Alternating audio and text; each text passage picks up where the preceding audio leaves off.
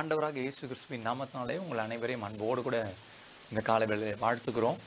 ஆண்டவராக இயேசு கிறிஸ்து உங்களை மிகவும் ஆசீர்வதித்திருக்கிறார். இந்த வருடத்தை கடக்க ஆண்டவர் நமக்கு உதவி செய்திருக்கிறார். இந்த வருடத்தினுடைய கடைசி நேரத்திலே நாம் நின்று கொண்டிருக்கிறோம். இந்த வருடத்தை கர்த்தர் நமக்கு மிகுந்த ஆசீர்வாதமாய் மாற்றி கொடுத்தார். அதற்காக முதலாவது நான் கர்த்தரை ஸ்தோத்தரிக்கிறோம், கர்த்தரை துதிக்கிறோம். இந்த கால வேளையிலும் கூட மீண்டுமாக உங்களை சந்திப்பதிலே மிகுந்த மகிழ்ச்சி அடைகிறேன். மீண்டுமாக நம் தேவனுடைய வார்த்தையை கடந்து போகிறதுக்கு முன்பாக நம் தலைகளை தாழ்த்தி ஜெபம் பண்ணி பின்பாக தேவனுடைய வார்த்தையை நாம் கேட்கப் போகிறோம். எல்லா கண்களை மூடி ஆண்டவரை நோக்கி பார்க்கலாம். அன்பின் பரலோக பிதாவே, நல்ல அருமையான கால வேளைக்காக நன்றி செலுத்துகிறோம். இந்த கால வேளையிலும் ஆண்டவரே ஜனங்களோடு நீர் பேசுவீராக. அடியானை மறைத்துக் கொள்ளுங்க. உம்முடைய நாமம் ஒன்று மாத்திரம் மகிமைப்படட்டும். ஒவ்வொருவரும் என்ன சூழ்நிலை இந்த வார்த்தையை கேட்கிறார்களோ அதற்கேற்ற ஆண்டவரே வல்லமையும் உம்முடைய மகிமையும் உம்முடைய மகத்துவத்தை நீர் வெளிப்படுத்தி உம்முடைய நாமத்தை உயர்த்த வேண்டும்படியா நாங்கள் ஜெபிக்கிறோம். பெரிய காரியங்கள் செய்யும் இயேசுவின் நாமத்தில் ஜெபிக்கிறோம் எங்கள் ஜீவனுள்ள பிதாவே, ஆமென். ஆமென். ஆண்டவராகிய இயேசு கிறிஸ்துவின் நாமத்தினாலே மீண்டுமாக உங்களை வாழ்த்துகிறோம். இந்த வருஷத்தினுடைய கடைசி நேரத்திலே மணித்துளிகளே நாம் நின்று கொண்டிருக்கிறோம். இந்த நாட்களிலும் கர்த்தரை நாம் துதிப்பது, கர்த்தரை நாம் ஆராதிப்பது, கர்த்தரை நாம் உயர்த்துகிற அந்த வார்த்தைகளை நாம் கேட்டுக்கொண்டிருக்கிறோம். ஆண்டவர் இந்த வருடத்தை துவங்கி இந்த 12 மாதங்களும் ஆண்டவர் மிகவும் விசேஷமாக நம்மை நடத்தி இருக்கிறார், மிகவும் விசேஷமாக ஆசீர்வதித்திருக்கிறார். எத்தனையோ பிரச்சனைகள், எத்தனையோ போராட்டங்கள், எத்தனையோ பாடுகள், எத்தனையோ கண்ணீர் கவலைகள் நிறைந்திருந்தாலும் ஆண்டவர் நம்மை விசேஷமாய் ஆசீர்வதித்து ஆண்டவர் விசேஷமாக நம்மை பலப்படுத்தி ஆண்டவர் நம்மை தூக்கி எடுத்து வந்ததுக்காக நாம் கர்த்தரை ஸ்தோத்திரிக்கிறோம். ஆண்டவருடைய நாமத்துக்கே மகிமை உண்டாவதாக. ஆண்டவர் பாராட்டின கிருபை எவ்வளவு பெரிதென்று பாருங்கள். வேதம் சொல்லுகிறது, சங்கீதம் 103:11 பூமிக்கும் வானத்துக்கும் மேலான அவருடைய கிருபை பெருகி இருக்கிறது என்று சொல்லுகிறது. பூமிக்கும் வானத்துக்கும் எவ்வளவு தூரம் நம்மால் அளக்க முடியுமா? நம்மால் அதை தியானிக்க முடியுமா?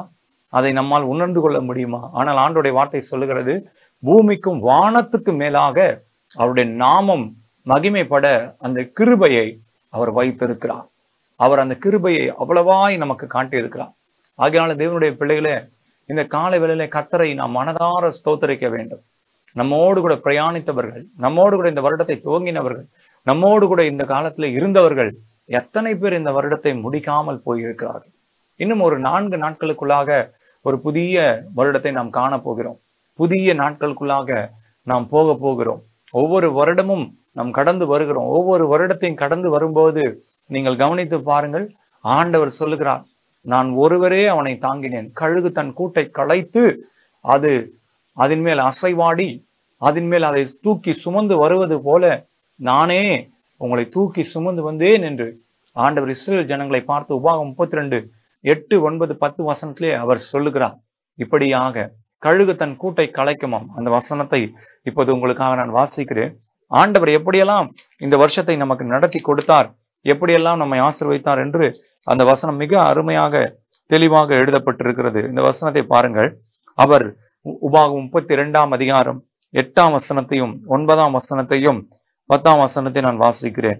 உன்னதமானவர் ஜாதிகளுக்கு சுதந்திரங்களை பங்கிட்டு ஆதாமின் புத்திரரை வெவ்வேறாய் பிரித்த காலத்தில் இஸ்ரவேல் புத்திரருடைய தொகைக்கு தக்கதாய் சர்வ ஜனங்களின் எல்லைகளை திட்டம் பண்ணினார். கர்த்தருடைய ஜனமே அவருடைய பங்கு, யாக்கோபு அவருடைய சுதந்திர வீதம். 10 வசனம் இப்படியா சொல்லுகிறது, பாடான் நிலத்திலும் ஊளையிடுதலும் வெறுமையான அவாந்திர வெளியிலும் அவர் அவனை கண்டுபிடித்தார், அவனை நடத்தினார், அவனை உணர்த்தினார், அவனை தமது கண்மணியை போல காத்தருளினார். 11 வசனம் இப்படியா எழுதப்பட்டிருக்கிறது, கழுகு தன் கூட்டை களைத்து தன் குஞ்சுகளின் மேல் அசைவாடி தன் செட்டைகளை விரித்து அவைகளை எடுத்து அவைகளை தன் செட்டைகளின் மேல் சுமந்து கொண்டு போகிறது போல கர்த்தர் ஒருவரே அவனை வழி நடத்தினார், அந்நிய தேவன் அவனோடு இருந்ததில்லை. ஆண்டவருடைய நாமத்துக்கு மகிமை உண்டாகட்டும். இந்த வசனத்தை பாருங்கள். ஆண்டவர் சொல்லுகிறார், இப்படியாக உன்னதமான தேவன் அவர். அவர் நம்மை நினைப்பதற்கு நாம் எம்மாத்திரம், அவர் நம்மை விசாரிப்பதற்கு நாம் எம்மாத்திரம்.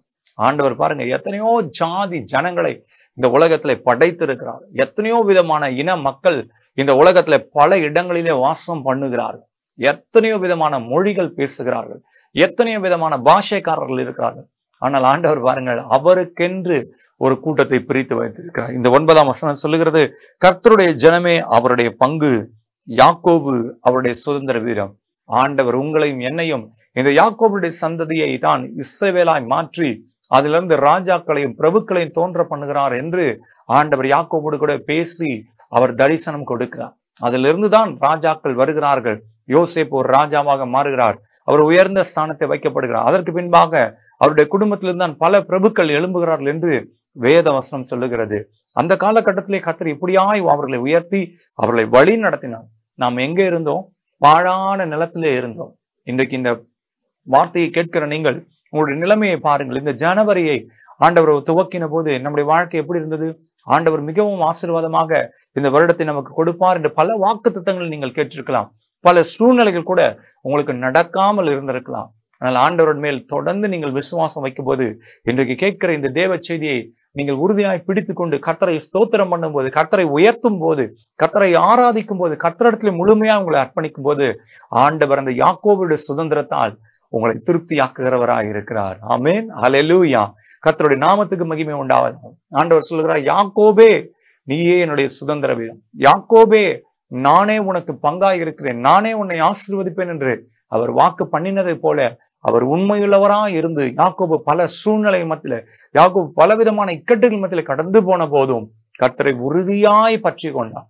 கர்த்தரை முழுமையாய் நம்பி இருந்தபடினாலே கர்த்தர் யாக்கோபை வெறுமையாய் போன அவரை இரட்டிப்பான ஆசீர்வாதங்களால் 2 பரிவாரங்களினாலே அவர் ஆசீர்வதித்து அவர் திரும்ப வர பண்ணினார் என்று வேத வசனம் சொல்லுகிறது.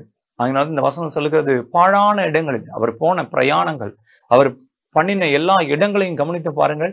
யாருமே அவரோடு கூட இல்லை, யாருமே அந்த சூழ்நிலை இல்லை. எத்தனை பிரச்சனைகள் அவர் சந்தித்திருப்பார். இருட்டு நேரத்திலே வழிப்பறி கொள்ளைக்காரர்கள் இருக்கிற இடங்கள் இருந்திருக்கும். அதே போல துஷ்ட மிருகங்கள் அவரை சந்தித்து இருக்கும். ஆனால் ஆண்டவர் சொன்னார், நீ போன இடத்திலிருந்து திரும்ப உன்னை அழைத்து கொண்டு வந்து உன் தேசத்திலே உன்னை சேர பண்ணுவேன்.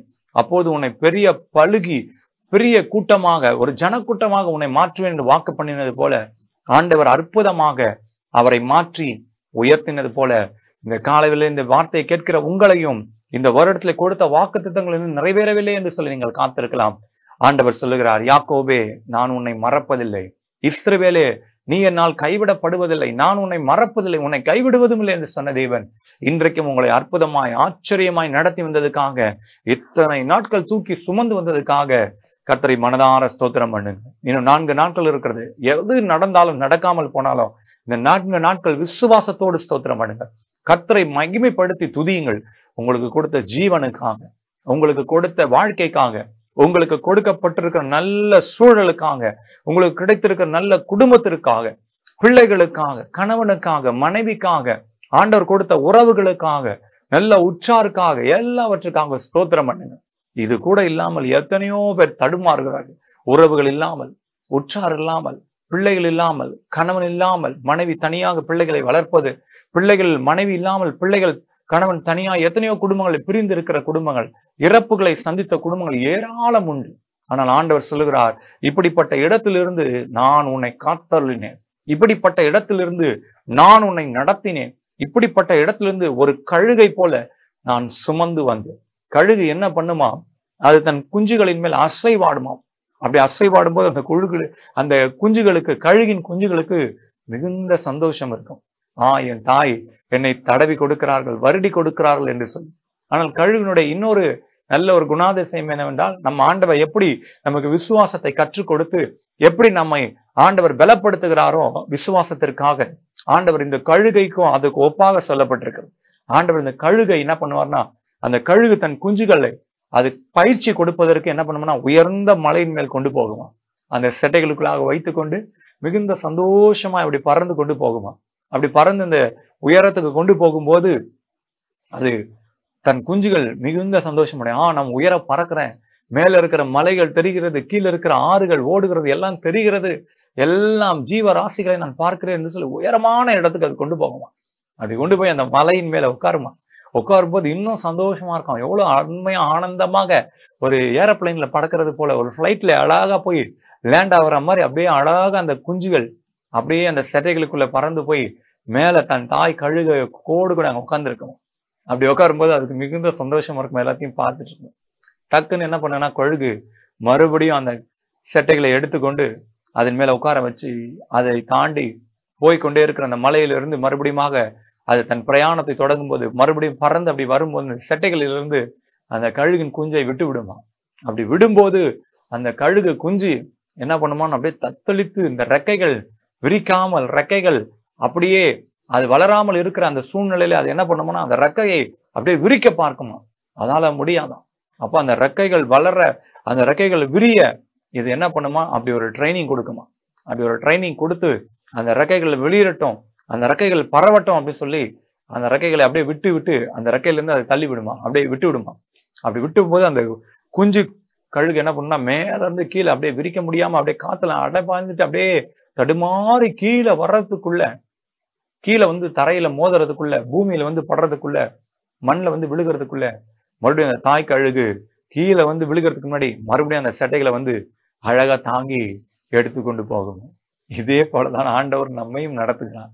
பல சூழ்நிலைகளே விசுவாசம் நமக்கு அற்று போகிற சூழ்நிலையில எப்படி நான் துதிப்பது, நான் இந்த வருஷத்துல என்னென்னமோ நடக்குன்னு என்று பார்த்தனே, இந்த வருஷத்துல எப்படியெல்லாம் ஆண்டவர் என்னை நடத்தி கொண்டு போவார் என்று பார்த்தனே, பல சூழ்நிலைகள் எனக்கு எதிராக இருந்தது, பல சூழ்நிலைகள் எனக்கு விரோதமாக இருந்தது, பல சூழ்நிலைகள் எனக்கு பாதகமாக அமைந்து விட்டதே, சாதகமாக இருக்கும் என்று நினைப்பேன், ஆனால் பாதகமாக இருந்து விட்டதே என்று சொல்லி நீங்கள் கலகலாம். கவலைப்படாதீர்கள். ஆண்டவர் உங்களோடு கூட இருக்கிறார். கர்த்தருடைய நாமத்துக்கு மகிமை உண்டாவதாக. ஆண்டவர் உங்களை பலப்படுத்துகிறார். ஆண்டவர் உங்களை தைரியப்படுத்துவார். நீங்க கவலைப்படாதீர்கள். ஏனென்றால் ஆண்டவருடைய வார்த்தையை சொல்லுகிறது, அந்த விசுவாசம், அந்த தேவன் மேல் வைத்திருக்கிற அந்த நம்பிக்கை நமக்கு கெட்டு போகாமல் இருக்க ஆண்டவர் இன்றைக்கு ஜீவனை கொடுத்திருக்கிறார். உங்களிடத்திலிருந்து எல்லாம் எடுக்கப்பட்டிருக்கலாம். யோபனுடைய வாழ்க்கையை பாருங்க. யோபு எல்லாவற்றையும் இழந்தார், எல்லாம் இழந்தார். வீட்டை இழந்தார், மனைவியை இழந்தார். மனைவியினுடைய வார்த்தைகளை கேட்டு அவருடைய விசுவாசமே அற்று போகிற அளவுக்கு அவருடைய வாழ்க்கையிலே பல தடைகள் அவருடைய வாழ்க்கையிலே உண்டாயிருந்தது. அந்த பிள்ளைகளை இழந்தார், சொத்து எல்லாம் போனது, அவருக்கு இருக்கிற ஜீவன் ஆஸ்திக்குரிய எல்லாவற்றையும் அவர் இழந்து கொண்டே இருந்தார். மனைவி மாத்திரம் இருந்தார்கள். அந்த மனைவியினுடைய வார்த்தையிலே காயப்பட்டவராய் எல்லாவற்றையும் மிகவும் வேதனையோடு இருந்த அந்த மனிதனை ஆண்டவர் பலப்படுத்தினார். அவர் சொல்லுகிறார், என் மீட்பர் உயிரோடு இருக்கிறார், அவர் கடைசி நாளில் நிற்பார், நானே பார்ப்பேன், என் சொந்த கண்களை காணும் என்று சொல்லி அவர் கர்த்தரை துதித்தார். என்ன சொன்னார்? கர்த்தர் கொடுத்தார், கர்த்தர் எடுத்தார், கர்த்தருடைய நாமத்துக்கு ஸ்தோத்திரம் என்று சொல்லி அவர் சொல்லுகிறார். ஏன் அந்த அளவுக்கு தேவன் மேல் ஒரு நம்பிக்கை, விசுவாசத்தை அவர் வைக்கும்படி வைத்தது ஆண்டவர் அவருக்கு தந்த பாதைகள், அவர் கற்றுக்கொண்டது. ஏனென்றால் தேவன் எப்படிப்பட்டவர், தேவன் எப்படியாய் நம்மை நடத்துகிறார் என்று சொல்லி அவரை துதித்தார். அவரை துதித்தபடினாலே, அவரை ஆராதித்தபடினாலே எல்லாவற்றிலும் ஸ்தோத்திரம் சொல்லக்கூடிய ஒரு நிலைமைக்கு அவர் வந்திருந்தார். இருக்கும்போது ஸ்தோத்திரம் சொல்லுவது நமக்கு எளிதான காரியம், ஆனால் இல்லாத போது சொல்லுவது மிகவும் ஒரு கடினமான காரியம். அது உங்களுக்கு மாத்திரமல்ல, எல்லா சூழ்நிலையும் எல்லாருக்குமே அப்படிப்பட்ட சூழ்நிலைகள் வரும். ஆனால் அந்த சூழ்நிலை தான் நாம் கர்த்தருக்காக இருக்கிறோமா, நாம் கர்த்தருக்காக நிற்கிறோமா, நாம் கர்த்தருக்காக ஆண்டவருடைய நாமத்தை உயர்த்துகிறோமா என்பதைத்தான் கர்த்தர் அந்த வேளையிலே பார்க்கிறவராக இருக்கிறார். இந்த கழுகும் அப்படித்தான் பல சூழ்நிலைகளே அந்த குஞ்சை பயிற்சி கொடுத்து அது உருவாக்குகிறதா இருக்குது. அப்படி உருவாக்கி ஆண்டவர் முழுமையான ஒரு கழுகாக, ஒரு நல்ல பலனுள்ள கழுகாக அது வைத்து ஆண்டவர் என்ன பண்ணுகிறார்? அதை பலப்படுத்துகிறார். ஆம் பிரியமானவர்களே, இந்த வருஷத்தில் நீங்கள் கண்ட எல்லா துன்பங்களும், எல்லா பிரச்சனைகள், எல்லா போராட்டத்தின் மத்தியிலும் ஆண்டவர் உங்களை தூக்கி சுமந்து வந்தாரே, அதற்காக முதலாவது கர்த்தரை ஸ்தோத்திரம் பண்ணுங்கள். உங்களுக்கு கொடுத்த ஜீவனுக்காக ஸ்தோத்திரம் பண்ணுங்க, உங்களுக்கு கொடுத்த உறவுகளுக்காக ஸ்தோத்திரம் பண்ணுங்க, உங்களுக்கு கொடுத்த எல்லா நன்மைகளுக்காக ஸ்தோத்திரம் பண்ணுங்க. நம்ம எல்லாரும் கரங்களை உயர்த்தி இந்த வேளையிலே, ஆண்டவரே நீர் கொடுத்த எல்லா நன்மைகளுக்காக ஸ்தோத்திரம், நீர் பாராட்டின எல்லா கிருபைகளுக்காக ஸ்தோத்திரம், நீர் கொடுத்த உறவுகளுக்காக நன்றி, நீர் கொடுத்த எல்லா பலனுக்காக ஸ்தோத்திரம், எனக்கு கொடுத்த எல்லா வாழ்க்கைக்கு தேவையான அடிப்படையான அற்புதமான தேவைகளை சந்தித்து ஒவ்வொரு நாள் நடத்தி வருகிறே, அதற்கு ஸ்தோத்திரம் ஸ்தோத்திரம் ஸ்தோத்திரம் என்று சொல்லி கர்த்தரை மனதாரமை துதிக்கிறோம், மனதாரமை துதிக்கிறோம். ஹல்லேலூயா, ஹல்லேலூயா. உம்மை மனதார துதிக்கிறோம் ஆண்டவரே, உம்மை மனதார துதிக்கிறோம் அப்பா. நீர் செய்த எல்லா நன்மைகளுக்காக ஸ்தோத்திரம் ஆண்டவர். தொடர்ந்து இந்த 4 நாட்களுக்குள்ளாக நடக்க போகிற மகா பெரிய அற்புதங்களுக்காக நாங்கள் விசுவாசத்தோடு செபிக்கிறோம். ஒருவேளை ஆண்டவரே கடைசி மணித்துளிகளிலே கூட எங்களுக்கு ஒரு வாக்கை கொடுத்து அந்த வாக்கை அற்புதமாய் நிறைவேற்ற நீர் வல்லவராக இருக்கிறீர். நீர் வாக்கு மாறாதவர், வார்த்தையில் உண்மையுள்ளவர் ஆண்டவரே. நீர் அப்படி செய்ய போகிறதுக்காக மக்கள் நன்றி செலுத்துகிறோம், நன்றி செலுத்துகிறோம். ஆம் பிரியமானவர்களே, கர்த்தரை ஸ்தோத்திரம் பண்ணும்போது, கர்த்தரை ஆராதிக்கும் போது நம்முடைய மனதில் இருக்கிற கவலைகள் நீங்குது, நம்முடைய மனதில் இருக்கிற துக்கங்கள் வெளியே போகுது, நம்முடைய மனதில் இருக்கிற எல்லா வேதனைகள் வெளியே போகும். ஏனென்றால் அந்த துதி எழும்பும் போது அங்க கவலைக்கு இடமில்லை. அந்த துதி எழும்பும் போது கர்த்தரை ஆராதிக்கிற சூழ்நிலையில நமக்கு துக்கம் இருக்காது. ஒரு வசனத்தை கூட நம்ம வாசிக்க போகிறோம். யாத்ராகமம் 15ஆம் அதிகாரம் அதுல 11ஆம் வசனத்தை நான் வாசிக்கிறேன். யாத்ராகமம் 15ஆம் அதிகாரம் அதனுடைய 11ஆம் வசனத்தை நான் வாசிக்கும் போது ஆண்டவர் அங்க ஒரு அற்புதமான செயலை அங்க எழுதி வைத்திருக்கிறார். ஒரு சம்பவம் அற்புதமா இங்க நடக்கிறது. இஸ்ரவேல் ஜனங்கள் புறப்பட்டு வந்து அவர்கள் அந்த செங்கடலை கடந்து வருகிறதுக்காக வந்து கொண்டிருக்கும் போது அங்க ஒரு சம்பவம் நடக்கிறது. அப்போதுதான் ஆண்டவர் அற்புதமான ஒரு வார்த்தையை எழுதி வைத்திருக்கிறார். அவர் எப்படிப்பட்ட கிரிகளை அவர் நம்முடைய வாழ்க்கையில செய்கிறார் என்று. கர்த்தாவே, தேவர்களில் உமக்கு ஒப்பானவர் யார்? பரிசுத்தத்தில் மகத்துவம் உள்ளவரும் துதிகளில் பயப்படத்தக்கவரும் அற்புதங்களை செய்கிறோமாகிய உமக்கு ஒப்பானவர் யார்? ஹல்லேலூயா. ஆண்டவரை நாமத்தை உயர்த்துவது எவ்வளவு பெரிய சந்தோஷம். துதிகளிலே பயப்படத்தக்கவர். நாம் துதிக்கும் போது அந்த துதியை அவர் ஏற்றுக்கொள்ளுகிறார். நாம் அவரை ஆராதிக்கும் போது, அவரை மகிமைப்படுத்தும் போது அதில் அவர் மகிழ்ந்து களி கூறுகிறார். அவர் அதை பிரியமா ஏற்றுக்கொள்ளுகிறார். ஒரு மனிதன் நமக்கு உதவி செய்யும்போது நம்ம என்ன சொல்லுவோம்? மிகுந்த நன்றி. அவர்களுக்கு மிகுந்த ஒரு அன்பளிப்பை கொடுத்து அவர்களுக்கு ஆசையாய் அவள் வாங்கி கொடுப்போம். நாம் என்ன சொல்லுவோம்? அவளுக்கு நன்றி என்று சொல்வோம். மனதார நன்றி சொல்வோம். ஏன்? அவர்களுக்கு உதவி செய்திருக்கிறார்கள். அவர்களுக்கு தேவையான எல்லாவற்றையும் கொடுத்திருக்கிறார்கள். அதனால அவர்கள் நன்றி சொல்லி கடமைப்பட்டிருக்கிறபடினால நன்றி சொல்லுகிறார். ஆண்டவர் இங்கே சொல்லுகிறார், உன் ஜீவனை தூக்கி வந்திருக்கு, உன்னை சுமந்து வந்திருக்கிறேன். உன் தகப்பன் சுமந்து வருவது போல, கழுகு குஞ்சை சுமந்து வருவது போல நான் உன்னை இந்த வருடம் முழுவதும் சுமந்து வந்திருக்கிறேன். ஆகையினாலே நமக்கு மனதில் இருக்கிற எல்லா கவலைகளையும் எல்லா பாரங்களையும் இந்த நேரத்துல கர்த்தர் நீக்கி போடுவாராக. கர்த்தரை மாற்றி போடுவாராக. அவரால் முடியாத காரியம் ஒரு நிமிஷத்துல எல்லாவற்றையும் மாற்றுகிறவர். அவரை நம்பி இருக்கும்போது ஒரு நாளும் நாம் வெட்கப்பட்டு போவதில்லை. ஆமென். கர்த்தருடைய நாமத்துக்கு மகிமை உண்டாவதாக. அவர் சொல்லுகிறார், துதிகளிலே பயப்படத்தக்கவர், அவருக்கு ஒப்பானவர் யாரும் இல்லை. துதிகளிலே பயப்படத்தக்கவர், அற்புதங்களை செய்கிறதிலே அவருக்கு ஒப்பானவர் யாரும் இல்லை. அவரை துதிக்கும் போது அற்புதங்கள் நடக்கும். துதிக்க துதிக்க துதிக்க ஆச்சரியமான காரியங்கள் நடக்கும். நான் கடந்த நாட்களில் பார்த்தோம், அநேக துதிக்கும் போது அற்புதங்களை கண்டார்கள் என்று சொல்லி. நாம் துதிக்கும் போது ஏதோ ஒரு மனதில் நினைத்து கொண்டு கர்த்தரை துதிக்க வேண்டும், கர்த்தரை ஆராதிக்க வேண்டும் என்று சொல்லி ஆராதிக்க கூடாது. முழு உள்ளத்தோடு ஆராதிக்க வேண்டும், முழு மனதோடு ஆராதிக்க வேண்டும், முழு சிந்தையோடு ஆராதிக்க வேண்டும், முழு பலத்தோடு ஆராதிக்க வேண்டும், அற்புதமாய் ஆராதிக்க ஆண்டவர் இப்படியெல்லாம் நமக்கு எழுதி வைத்திருக்கிறார். முழு சிந்தை, முழு பலத்தோடு, முழு ஆன்மையோடு, முழு மனதோடு கூட நாம் கர்த்தரை ஆராதிக்க வேண்டும் என்று வேதம் நமக்கு சொல்லுகிறது. ஆகையினால நம்ம அப்படி ஆராதிக்கும் போது, அப்படி துதிக்கும் போதுதான் ஆண்டவர் நமக்கு அற்புதம் செய்வார். பல சூழ்நிலை நம்ம ஆராதித்தால் விடுதலை தருவார். பல சூழ்நிலைகளிலே நம்ம ஆராதித்தால் கர்த்தர் நமக்கு அற்புதம் செய்வார் என்று சொல்லி நம்ம ஆராதிக்கிறோம். அது நல்லது. ஆண்டவர் நிச்சயமா ஆராதிக்கும் போது கர்த்தர் அற்புதங்களை செய்வார். ஆனால் என் தேவன் ஆராதனைக்கு பாத்திரர், அவர் துதிக்கு பாத்திரர் என்று சொல்லி துதித்து பாருங்கள். அப்போது தானாக அற்புதம் நடக்கும். அப்போது அற்புதமான கிரியைகள் நீங்கள் பார்க்க முடியும். அநேக தேவதாசர்கள், அநேக தேவனுடைய பிள்ளைகளை துதித்தும் போது அநேக அற்புதங்களை பெற்றிருக்கிறார்கள். அது என்ன பிரச்சனையா இருந்தாலும், வியாதியா இருக்கலாம், கடனா இருக்கலாம், சூழ்நிலை எதுவா இருக்கலாம். ஆனால் ஆண்டவர் உங்களுக்கு விரோதமாக இருக்கிற எல்லாவற்றையும் மாற்ற இந்த துதி ஒன்று போதுமானதா இருக்கிறது. இந்த துதி ஏறெடுத்த போதுதான் இஸ்ரவேல் ஜனங்கள் அவர்கள் விடுதலை ஆக்கப்பட்டார்கள். கர்த்தருடைய நாமத்துக்கு மகிமை உண்டாகட்டும். இன்னொரு வசனத்தை நாம் வாசிக்கலாம். லேவியாகமம் 19ஆம் அதிகாரம் அதனுடைய 24ஆம் வசனத்தை, பின்பு 4ஆம் வருஷத்திலே அவைகளின் கனிகள் எல்லாம் கர்த்தருக்கு துதி செலுத்திற்கேற்ற பரிசுத்தமாய் இருக்கும். ஆண்டோடைய நாமத்துக்கு மகிமை உண்டாகட்டும். பின்பு 4ஆம் வருஷத்திலே அவைகளின் கனிகள் எல்லாம் கர்த்தருக்கு துதி செலுத்துகிறதுக்கு ஏற்ற பரிசுத்தமா இருக்கும். நாம் துதிக்கும் போது ஆண்டவர் செய்த நன்மைகளை நினைத்து துதிப்பது ஒரு புறம், இன்னொரு புறம் அவர் செய்த அதிசயமான கிரியைகளை நினைத்து துதிப்பது ஒரு புறம். இங்கே சொல்லுகிறார், அவர் கொடுக்கிற அந்த கனிகள் தேசத்திலே நன்மையை கொடுக்கிறார், தேசத்திலே நன்மையை பயக்கிறார், தேசத்திலே நமக்கு நல்ல நன்மைகளை செய்கிறார் என்று சொல்லி அந்த தேசம் அந்த 4ஆவது வருஷத்திலே அவதிலே வருகிற கனிகள் எல்லாம் துதிப்பதா இருக்குமா. இதே ஒரு சம்பவம் வேதத்துல இன்னொரு இடத்துல எழுதப்பட்டிருக்குது. இந்த 4ஆம் வருஷத்திலே நமக்கு என்ன நடக்கிறது? அது துதி செலுத்துகிறதுக்கு ஏற்றதா இருக்கிறதுன்னு சொல்லப்பட்டிருக்கிறது. இதேதான் லேயாலும், நான் 4 குமாரரை பெற்றேன், இப்பொழுது கர்த்தரை துதிப்பேன் என்று சொல்லி அவர்கள் துதித்தார்கள். 4ஆம் வருஷம் 4வது ஆசீர்வாதம், 4வது மடங்கு ஆண்டவர் தருகிறார். ஆம் பிரியமானவர்களே, இந்த 2024ஆம் வருடம் துதிக்கிற ஆண்டாக கர்த்தரை துதித்து, இன்னும் சரியாக இந்த 24லே 4 நாட்கள் இருக்கிறது. இந்த 4 நாட்களும் துதித்து ஆண்டவருடைய பிரசன்னத்திலே அடுத்த வருஷத்துக்குள்ளே நுழையும் போது கர்த்தர் அதிலே வருகிறது எல்லாம் பரிசுத்தமாய் மாற்றுவார். வருகிற ஆண்டு பரிசுத்தத்திலே நீங்கள் ஜெயிக்கிற ஒரு ஆண்டாக, பரிசுத்தத்திலே மகத்துவமாக எழும்புகிற ஒரு ஆண்டாக, கர்த்தரை துதித்து அவருடைய நாமத்தை உயர்த்துகிற ஒரு ஆண்டாக ஆண்டவர் உங்களுக்கு தரப்போகிறார். ஹல்லேலூயா. ஆண்டவருடைய நாமத்துக்கு மகிமை உண்டாகட்டும். ஆகையினாலே நீங்கள் துதி செலுத்தி கடந்து போங்கள். கர்த்தர் உங்களுக்கு முன்பாக போகிறதை நீங்கள் பார்ப்பீர்கள். கர்த்தர் உங்களுக்கு முன்பாக மகத்துவமான கிரிகளை செய்கிறதை நீங்கள் காணப்போகிறீர்கள். இன்னொரு வசனத்தை வாசிக்கலாம். எப்படிப்பட்ட சூழ்நிலையிலிருந்து நாம் கர்த்தரை துதிக்கிறார்கள் என்று சொல்லி 1 சாமுவேல் 2ஆம் அதிகாரம் 10ஆம் வசனத்தை நான் வாசிக்கிறேன். 1 சாமுவேல் 2ஆம் அதிகாரம் 10ஆம் வசனம்.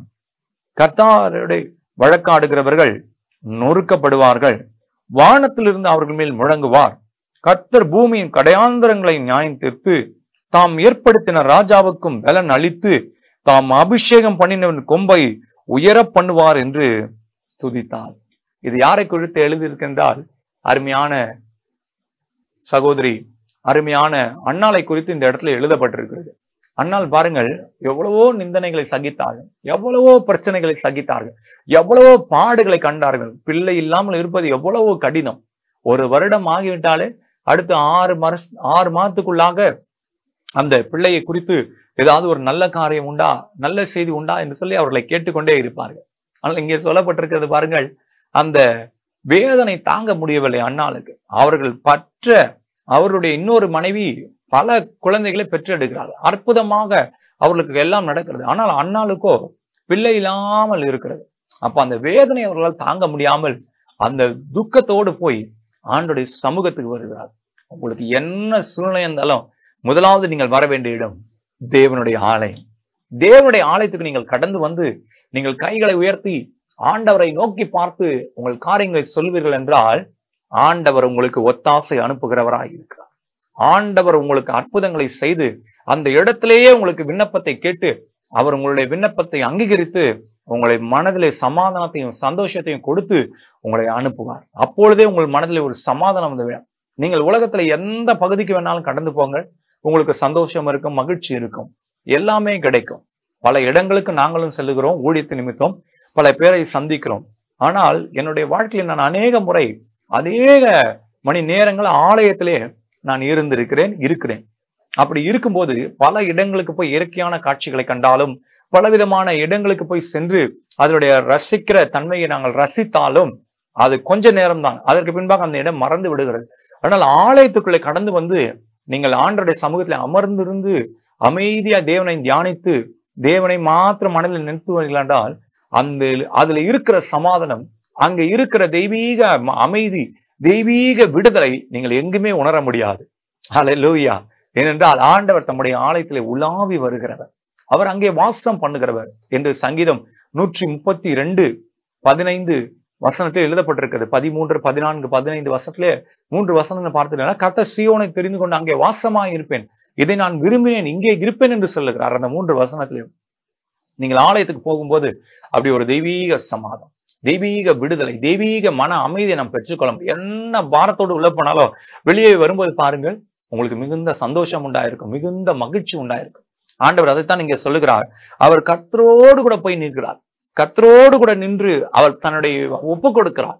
அப்படி ஒப்பு கொடுத்த போது அங்கிருந்து ஒரு வார்த்தை வருகிறது, ஆண்டவரே எனக்கு ஒரு பிள்ளையை கொடுத்தால் அதை உமக்காக கொடுப்பேன் என்று சொல்லி பொருத்தனையும் செய்கிறார். அப்படி சொன்ன பொருத்தை நிறைவேற்றும் போது கர்த்தரை துதிக்கிறார், கர்த்தரை மகிமைப்படுத்துகிறார்கள், கர்த்தரை உயர்த்துகிறார்கள். கர்த்தரையோடு கூட அவரை பணிந்து கொண்ட ஒரு அற்புதமான செய்கையை தான் இந்த 1 சாமுவேல் 2:10 எழுதப்பட்டிருக்கிறது. அவர் தாம் அபிஷேகம் பண்ணினவரின் கொம்பை உயர் பண்ணுவார் என்று துதித்தார். ஆண்டவர் உங்களை உயர்த்த வேண்டுமா? துதியுங்கள். ஆண்டவர் உங்களுக்கு எல்லா விதமான காரியங்களிலிருந்து ஜெயத்தை தர வேண்டுமா? கர்த்தரை துதியுங்கள். கர்த்தரை ஆராதிப்பது, கர்த்தரை துதிப்பது மிகுந்த ஒரு பெரிய பாக்கியம். ஆண்டவர் நம்முடைய வாழ்க்கையில கொடுத்த ஒரு மிகப்பெரிய சாக்கியம் என்னவென்றால் அது கர்த்தரை துதிப்பது. என்றால் எந்த சூழ்நிலை இருந்தாலும் கர்த்தரை துதிக்க முடியும். நாம் வெளியே நடக்கும்போது, வாகனத்துல போகும்போது, அல்லது வீட்டில இருக்கும்போது, தனிப்பட்ட நேரத்துல எல்லா நேரத்திலையும் நாம் துதிக்க முடியும். அப்படி துதிப்பது கர்த்தருக்கு மிகவும் பிரியமான ஒன்று. அதனால்தான் கர்த்தர் துதிகளிலே வாசம் பண்ணுகிறவர் என்று வேத வார்த்தை எழுதப்பட்டிருக்கிறது. அந்த வார்த்தை அப்படியாய் சொல்லுகிறது. ஆண்டோடைய நாமத்துக்கு மகிமை உண்டாகட்டும். இன்னொரு வசனத்தையும் நாம் வாசிக்கலாம். 1 சாமுவேல் 2 22:4 வசனத்தை நாம் வாசிக்க போகிறோம். 1 சாமுவேல் 22 அதிகாரம் அதோடைய 4 வசனத்தை நாம் வாசிக்க போகிறோம். அவர்களை மோவாபின் ராஜாவின் இடத்திற்கு அழைத்து கொண்டு போய் விட்டான்.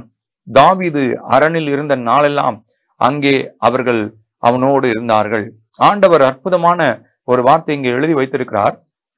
இங்கே கர்த்தர் பெரிய காரியங்களை அவர் செய்கிறவராய் இருக்கிறார். தாவீது ஒரு கடினமான சூழ்நிலையை அவர் கடக்கிறார். அவர் கடினமான சூழ்நிலை கடக்கும் போது அவர் தன் தாயும் தகப்பனையும் கொண்டு போய் அவர்களை அரணிலே கொண்டு போய் விடுகிறார். அவருக்கு என்ன செய்வதென்று தெரியவில்லை. அதற்கு முன்பாக இருக்கிற வசனத்தை பார்க்கும்போது ஒடுக்கப்பட்டவர்கள், கடன்பட்டவர்கள் எல்லாம் தாவீதோடு கூட கூடிக்கொண்டார்கள். அவருக்கு வழி தெரியவில்லை. அப்போது கர்த்தரை துதித்த போது, கர்த்தரை நோக்கி பார்த்த போதுதான் இந்த ஆலோசனை அவருக்கு கிடைத்ததாக சொல்லுகிறார்கள். இந்த ஆலோசனை எங்கே வருகிறது? அவர் இங்கே இருந்து அவரும் அநேக இடங்களுக்கு தப்பி போகிற ஒரு வழியில இருக்கிறார். அவரும் ஒரு நிரந்தரமான இடம் அவருக்கு அங்கே இல்லை. ஏனென்றால் சொந்த மாமனாராய் இருக்கிற சவுல் ராஜா அவரை துரத்துகிறார். ஒரு புறம் இவருக்கு இப்படிப்பட்ட ஒரு நெருக்கம், இன்னொரு புறம் பெலிஸ்த ஜனங்கள் இடத்துல இருந்து எப்போதும் அவர்களுக்கு இஸ்ரவேலுக்கும் பெலிஸ்த ஜனங்களுக்கும் யுத்தம் நடந்து கொண்டே இருந்தபடினால் என்ன செய்வது என்று தெரியாமல் அவர் விழித்து கொண்டே இருந்தார். கடுமையான ஒரு சூழ்நிலை, தத்தளிக்கிற ஒரு சூழ்நிலை. அந்த நேரத்தில் தான் ஆண்டவர் அவரை எப்படி நடத்துவார் என்று சொல்லி 3ஆம் வசனம் சொல்கிறது, தேவன் என்னை எப்படி நடத்துவார் என்று அறியும் மட்டும் என் தகப்பனும் என் தாயும் உம்மிடத்தில் தங்கு இருக்கும்படி தயவு செய்யும் என்று சொன்ன போது அந்த தயவை ஆண்டவர் இங்கே கட்டளையிட்டார். உங்களுக்கு வழி தெரியாத நேரத்திலே, உங்களுக்கு என்ன பாதை போக வேண்டும் என்று தெரியாது, என்ன முடிவு எடுக்க வேண்டும் என்று தெரியாத நேரத்துல கர்த்தரை துதித்து பாருங்கள். ஆண்டவர் உங்களுக்கு தயை செய்வார். ஆண்டவருடைய வசனம் அருமையா எழுதப்பட்டிருக்கிறது. 3ஆம் வசனம், கர்த்தர் அந்த மோவாவின் ராஜாவுடைய கண்களே தயவை கட்டளையிட்டார். தாவீது துதிக்கிறவராய் இருந்தார். கர்த்தரை ஆராதிக்கிற ஒரு தேவ மனிதன் தாவீது. அந்த பக்தன் துதித்தபடினாலே, அந்த பக்தன் தேவனை நோக்கி பார்த்தபடினாலே ஆண்டவர் அந்த எதிரியின் ராஜாவுடைய கையிலேயே ஒரு தயவை கட்டளையிடுகிறார். அந்த எதிரி நாட்டு மனுஷனுடைய அந்த ராஜாவுடைய கையிலிருந்து ஒரு இரக்கம் கிடைப்பது என்பது சாதாரண விஷயம் அல்ல. நமக்கு ஒரு பெரிய பிரச்சனை, ஒரு எதிர்ப்பாளர் இருக்கிறார்கள் என்று சொன்னால் அவரிடத்தில் நம்ம சமாதானம் பண்ண முடியுமா? அவர்கள் என்ன சொன்னாலும் இந்த காலகட்டத்தில் நம்ப மறுக்கிறார்கள். என்ன உண்மையை சொன்னாலும் அவர்கள் ஏற்றுக்கொள்ள மறுக்கிறார்கள். அவருடைய கருத்து வேறுபாடு நம்முடைய கருத்து வேறா இருக்கிற அப்படின்னாலே ஒத்து போவதே இல்லை. ஆனால் ஆண்டவர் பாருங்கள், எதிரி மோவாப்புடைய ராஜா, இவர்கள் இஸ்ரவேலுக்கு விரோதமாக யுத்தம் பண்ணுகிறவர்கள், அந்த ராஜாவிடத்திலே போய் தன் தாயும் தகப்பனையும் வைத்து நீங்க பார்த்துக் கொள்ளுங்க என்று சொன்னபோது தயவு என்று கேட்டபோது ஆண்டவருடைய கண்களிலே தயவு கிடைத்தது போல அந்த ராஜாவுடைய கண்களிலே தயவு கிடைத்தது அவருக்கு. இந்த தயவை கட்டளையிட்டது நம்முடைய தேவாதி தேவன். இதைத்தான் நான் இந்த காலைவேளை உங்களுக்கு மீண்டுமாக சொல்லுகிறேன். உங்களுக்கு யார் இடத்துல தயவு வராமல் இருந்தாலும் நீங்கள் அதை குறித்து கவலைப்படாதிருங்கள். ஆண்டவர் ஒருவரே உங்களுக்கு தயை செய்கிறவர். ஆண்டவர் ஒருவரே உங்களுக்கு அற்புதமான வழிகளை திறந்து கொடுக்கிறவர். அப்போது நீங்கள் கர்த்தரை துதிப்பதை, கர்த்தரை ஆராதிக்க அது மிகுந்த உங்களுக்கு உதவியா இருக்கும். நீங்கள் துதித்து கர்த்தரை நோக்கி பார்க்கும்போது கர்த்தர் உங்களுக்காக தயவை கட்டளையிடுவார். என்ன சொன்னாலும் நீங்கள் கலங்க தேவையில்லை. கர்த்தர் உங்களுக்கு தயை செய்கிற நேரம் வந்து விட்டது. ஹல்லேலூயா. கர்த்தருடைய நாமத்துக்கு மகிமை உண்டாவதாக. இன்னொரு வசனத்தை நாம் வாசிக்கலாம். 1 நாளாகமத்தின் புஸ்தகம் 16ஆம் அதிகாரத்திலே இப்படியாய் ஒரு வசனத்தை அதே தாவீது பக்தன் இப்படியாய் எழுதி வைத்திருக்கிறார். 1 நாளாகமம் 16:4, இஸ்ரவேலின் தேவனாகிய கர்த்தரை பிரஸ்தாபம் பண்ணி துதித்து புகழ்கிறதற்கு கர்த்தருடைய பெட்டிக்கு முன்பாக சேவிக்கத்தக்க லேவியரில் சிலரை நியமித்தான். ஆண்டவர் பாருங்க, இங்க ஒரு பெரிய காரியத்தை ஆண்டவர் அவர்களுக்கு சொல்லிக் கொடுக்கிறார். ஆண்டவர் அற்புதமாக தாவீதினுடைய காலத்திலே பெட்டியை சுமந்து வருகிற லேவியர்களை பிரிக்கிறார்கள். ஆசாரியர்கள், தேவனுடைய ஊழியத்தை செய்கிற ஆசாரியர்கள் இருக்கிறார்கள். லேவியர் மாத்திரம் தேவனுடைய ஊழியத்தை செய்ய வேண்டும். ஆசாரியர்கள் எல்லாரும் பணிவிடை செய்து ஆண்டவருக்காக ஊழியம் செய்ய வேண்டும் என்று இந்த 2 கோத்திரத்தை அருமையாக லேவியரை பிரித்து ஆசாரியர்களாக லேவியராக அவர்களுக்கு தன்னுடைய பணியை கொடுக்கிறார். அந்த லேவியர்கள் தான் பெட்டியை சுமக்க வேண்டும் என்று சொல்லி ஒரு கட்டளையும் ஆண்டவர் கொடுத்து விடுகிறார். அப்படி கொடுக்கும்போது அவரை பிரஸ்தாபம் பண்ணுகிற, அவரை உயர்த்துகிற ஒரு பாக்கியத்தை ஆண்டவர் இந்த லேவி கோத்திரத்துக்கு கொடுத்து துதித்து புகழ வேண்டும், புகழ வேண்டும். துதிப்பது, அடுத்து புகழுவது. துதிப்பது கர்த்தரை ஆராதிப்பது, புகழ்வது அவருடைய நன்மைகளை சொல்லுவது, அவர் செய்த கிரியைகளை வெளிப்படுத்துவது, அவர் பாராட்டின தயவு, அவர் பாராட்டின இரக்கம், கிருபை, அவர் காண்பித்த எல்லா காருண்யத்தை நினைத்து அவரை துதித்து புகழ வேண்டும். அவர் இந்த வருடத்தை நான் தொடங்கினேன், ஜனவரி மாதம் இது எனக்கு செய்தார், பிப்ரவரி மாதம் இது எனக்கு நடந்தது, மார்ச் மாதம், எப்படி ஒவ்வொரு மாதமாக சொல்லி சொல்லி அற்புதமாய் நம்மை நடத்தி வந்த தேவனை புகழ வேண்டும், துதிக்க வேண்டும். இந்த காலகட்டங்களிலே அநேக இடங்களிலே நம் கர்த்தருடைய பாதத்திலே கடைசி நாட்களில் இருந்து புது வருடத்துக்கு ஆயத்தமாகணும். இந்த கடைசி நாட்களில் ஆயத்தமாகிறது போல ஒவ்வொரு நாளும் நாம் தேவனை ஆராதிக்க வேண்டும். ஒவ்வொரு நாளும் கர்த்தரை தேட வேண்டும். அதை கர்த்தர் ரொம்ப எதிர்பார்க்கிறார். கடைசி நாட்களில் இருப்பது நல்லது. ஒரு புதிய வருடத்திற்காக, ஒரு ஆசீர்வாதத்துக்காக காத்திருப்பது நல்லது. ஆனால் அதை காட்டிலும் ஆண்டவருடைய சமூகத்துல எப்போதும் அவரை மகிமைப்படுத்துகிற ஒரு பாக்கியத்தை நீங்கள் பெற்றுக்கொள்ளும் போது ஆண்டவர் என்ன செய்வாராம்? ஆண்டவர் உங்களை ஒரு லேவியராக, ஒரு ஆசாரியராக அவர் பார்க்கிறது மிகுந்த ஒரு ஆச்சரியமாக உங்களுக்கு இருக்கும். உங்களை தன்னுடைய புகழ்கிற, தன்னை மகிமைப்படுத்துகிற அந்த பிள்ளைகளை என்ன பண்ணுவார்னா அவரு உயர்த்தி வைக்கிற தேவன். அதனாலதான் பாருங்க, அந்த லேவியரும் ஆசாரியும் கர்த்தர் உயர்த்தும்படியாக, அந்த லேவியரும் ஆசாரியரும் கர்த்தரை புகழும்படியாக அவர்களை பிரித்து கொண்டார். ஏன்? அந்த லேவி கோத்திரம், ஆசாரிய கோத்திரம், யூதா கோத்திரம் மாத்திரம் கர்த்தரை துதிக்கிற கோத்திரமா இருந்தது. ஆண்டவர் அவர்களை உயர்த்தினார், அவர்களை ஆசீர்வதித்தார், அவர்கள் மென்மேலும் மேலான ஸ்தானத்தை கொண்டு வந்து அவர்களை நடத்தினார். இதே இன்னொரு வசனத்தை நாம் வாசிக்க போகிறோம். 2 நாளாகமத்தின் புஸ்தகம் 20ஆம் அதிகாரத்திலே 21ஆம் வசனம் இப்படியா சொல்லப்பட்டிருக்கிறது. பின்பு அவன் ஜனத்தோட ஆலோசனை பண்ணி பரிசுத்த முள்ள மகத்துவத்தை துதிக்கவும் ஆயுதம் அணிந்தவர்களுக்கு முன்பாக நடந்து போய் கர்த்தரை துதியுங்கள், அவர் கிருபை என்றும் உள்ளது என்று கர்த்தரை பாடவும் பாடகரை நிறுத்தினான். பாருங்க, அதே வசனம் இங்க வருகிறது. அற்புதமாய் ஆண்டவர் சொல்லுகிறார், அவன் ஜனத்தை கூட்டினான், பரிசுத்தம் உள்ள மகத்துவம். தேவன் பயப்படத்தக்கவர். நம் யாத்திராம் 15-11 வாசினது போல நம் தேவன் துதிக்கு பார்க்கிறார். அவர் பரிசுத்தத்திலே மகத்துவம் உள்ளவர், அவர் ஆராதனைக்கு உரியவர், அவர் போல ஒருவரும் இல்லை என்று வேத வசனம் சொல்லுகிறது. அப்போ அவருடைய பரிசுத்தமுள்ள மகத்துவத்தை துதிப்பதற்காக உங்களையும் என்னையும் ஆண்டவர் தெரிந்து கொண்டிருக்கிறார். ஹல்லேலூயா. ஆண்டவர் இப்படிப்பட்ட ஒரு பாக்கியத்தை யாருக்கு கொடுக்கிறார் என்றால், நம்மை நம்புகிற ஜனங்களுக்கு, தம்மை ஏற்றுக்கொள்ளுகிற ஜனங்களுக்கு அவர் கொடுத்திருக்கிறார். இந்த வார்த்தையை கேட்கிற அருமையான பிள்ளைகளை, சூழ்நிலைகளை பார்த்து அதுக்கு இன்னும் மாறவில்லையே, இந்த காரியம் நடக்கவில்லை என்று சொல்லி நீங்கள் கலங்காதீர்கள். பரிசுத்தமுள்ள தேவனை துதிப்பதற்கு அவர் உங்களை தெரிந்திருக்கிறார். எத்தனையோ ஜாதிகள் இருக்கிறார்கள், எத்தனையோ ஜனங்கள் இருக்கிறார்கள், எத்தனையோ பிள்ளைகள் இருக்கும்போது ஆண்டவர் ஏன் உங்களை தெரிந்து கொள்ள வேண்டும்? ஆண்டவர் ஏன் உங்களை அவர் பிரித்து எடுக்க வேண்டும்? யோசித்து பாருங்கள். உங்களை ஆண்டவர் அதிகமாய் நேசிக்கிறார், உங்களை அதிகமாய் ஆண்டவர் விரும்புகிறார். ஆண்டவருடைய வார்த்தை உங்களுக்குள்ளாக வைத்து, அவன் என்னுடைய பிள்ளை, என்னுடைய ரத்தத்தினாலே வாங்கியிருக்கிறேன், என்னுடைய வாக்குத்தத்தங்களை அவன் வாழ்க்கையில் நிறைவேற்றும் என்று சொல்லி வாக்கையும் கொடுத்து அவர் நிறைவேற்றுகிறதே. இப்படிப்பட்ட ஒரு சாக்கியத்தை உங்களுக்கும் எனக்கும் கொடுக்கிறாரே. அவருடைய நாமத்தை நாம் துதிக்க வேண்டும் அல்லவா?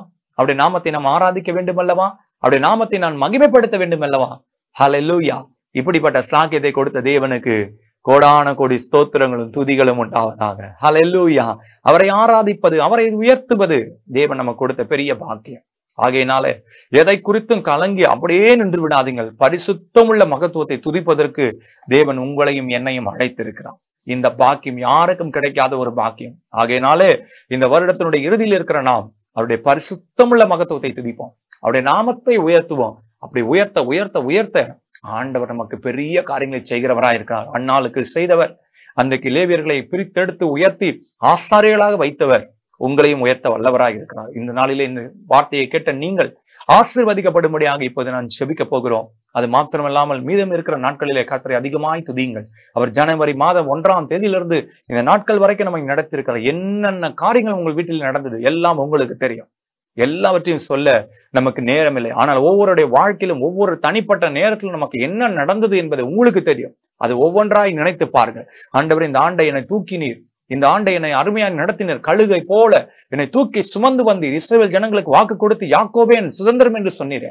கேட்ட வசனங்களின்படி நீங்கள் ஆண்டவரை ஆராதிக்க, துதிக்க, அவருடைய நாமத்தை உயர்த்த 4ஆம் வருஷத்திலே 4 மடங்கு ஆசீர்வாதத்தை கொடுத்து அதை துதிப்பதற்காக யூதாவை போல பரிசுத்தமான மகத்துவத்தை துதிக்க வைத்தாரு. இந்த இடத்துல சொல்லுகிறார், பரிசுத்தமுள்ள மகத்துவத்தை துதிக்க ஆரம்பிக்கும் போதே அங்கு எதிரிகள் கீழே விழுந்தார்கள் என்று சொல்லப்பட்டிருக்கிறது. இதை குறித்து தொடர்ந்து நாம் வார்த்தையை கேட்க போகிறோம். ஆகையினால இப்போது கர்த்தரை உயர்த்தி கொஞ்ச நேரம் நான் கர்த்தரை ஸ்தோத்திரிக்க போகிறேன். எல்லா வீடுகளில கரங்களை உயர்த்தி, பெரியோர் சிறியோர், சகோதரர்கள் சகோதரிகள், சிறு பிள்ளைகள், வாலிபர்கள் யாரா இருந்தா நீங்கள் கர்த்தரை உயர்த்துங்க. ஹல்லேலூயா, ஹல்லேலூயா. ஆண்டவரே உம்மை துதிக்கிறோம் அப்பா, உம்மை துதிக்கிறோம் ஆண்டவரே. உம்மை நோக்கி பார்க்கிறோம் அப்பா. உம்மை நோக்கி பார்த்த முகங்கள் வெட்கப்பட்டு போவதில்லை என்று சொன்னீரே. என்ன விதமான கடினமான சூழ்நிலையா இருந்தாலும் ஆண்டவரே உம்முடைய பிள்ளைகளை நீ நடத்தி வந்திருக்கிறீர். ஹல்லேலூயா, ஹல்லேலூயா. ஓ ராபாலா ஷகரமாமா. நன்றியோடு கூட உம்மை துதிக்கிறோம் ஆண்டவரே. உம்முடைய வல்லமை வெளிப்படுவதாக அவருடைய குடும்பத்தில் இருக்கிற எல்லா தேவைகளையும் சந்தித்து அற்புதமாய் நடத்தினவர். இந்த நேரத்தில் வியாதிகள் விலகும்படியா நாங்கள் ஜெபிக்கிறோம். ஓ பலவீனங்கள் நீங்குவதாக. அண்ணால் உம்மை துதித்த போது அவருடைய கர்ப்பம் செத்து போனது போல இருந்தது ஆண்டவரே. அந்த கர்ப்பத்தை உயிர்ப்பித்து சாமுவேலை கொண்டு வந்து ஒரு தீர்க்கதரிசியாய் உயர்த்தினது போல பலவீனத்திலே இருக்கிறார்களோ, சுகவீனத்திலே இருக்கிறார்களோ, ஒரு அற்புதம் காத்திருக்கிறார்களோ ஆண்டவரே, உமக்கு தெரியும் ஆண்டவரே. உம்முடைய பிள்ளைகளுக்கு ஒரு அற்புதத்தை செய்வீராக. உம்முடைய பிள்ளைகளுக்கு ஒரு ஆச்சரியமான காரியத்தை செய்வீராக. இந்த வருடமே முடிய போகிறதே, இனி என்ன நடக்க போகிறது என்று சொல்லி காத்திருக்கலாம். தேவனால் கூடாத காரியம் ஒன்றுமே இல்லை ஆண்டவரே. உம்மால் எல்லாம் கூடும். நீர் அற்புதமாக ஆச்சரியமாக அவர்களை நடத்தி வருகிற ஆண்டில் அவர்களை மகிழ பண்ண போகிறதுக்காக உமக்கு நன்றி செலுத்துகிறோம் ஆண்டவரே. அதற்காகவே இந்த வார்த்தையை நீர் அவளோடு கூட பேசி இருக்கிறேன்.